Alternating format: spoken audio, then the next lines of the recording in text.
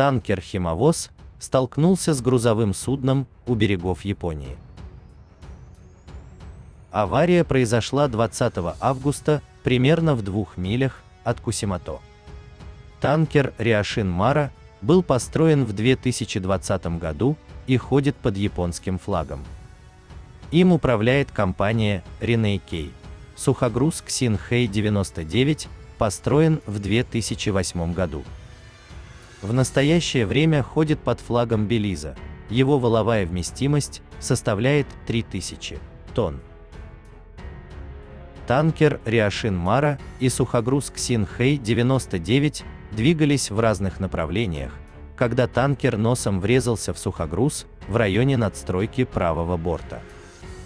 Судно Ксинхэй получило серьезную пробоину в машинном отделении, которое вскоре было затоплено. Сухогруз накренился на правый борт. После аварии был отбуксирован в бухту Синамисаки, где намеренно был посажен на мель, чтобы он не затонул. Также была незначительная утечка горюче-смазочных материалов. На борту танкера было 6 японских и 14 китайских моряков, никто не пострадал.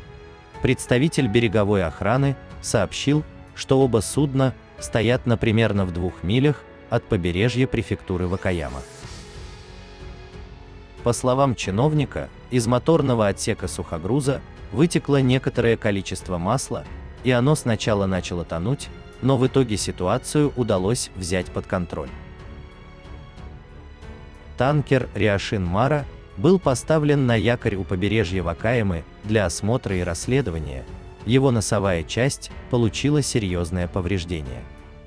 На место происшествия также были отправлены водолазы для установления причины этого происшествия.